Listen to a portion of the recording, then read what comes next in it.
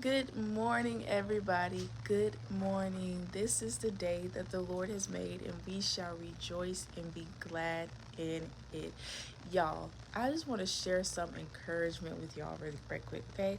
I watched a video of this man coming down Mount Everest with no oxygen, with, I think he was the first to do it, to ski down Mount Everest, right?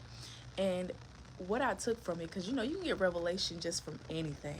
You can get revelation from anything, right?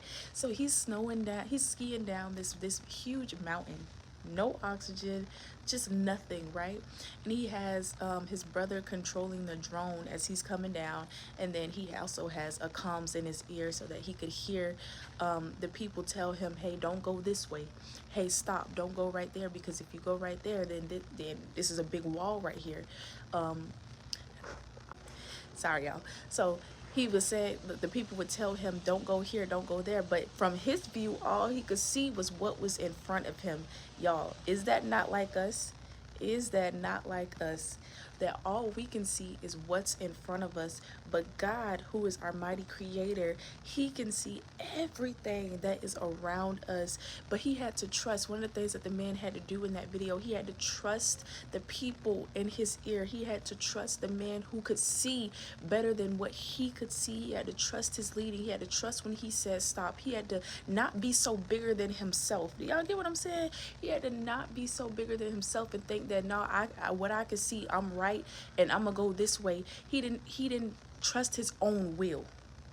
You get what I'm saying? He trusted in the man's vision. He trusted the man's insight. He trusted that the man would not lead him somewhere that would end up hurting him. Hi, good morning. He had to trust that, y'all.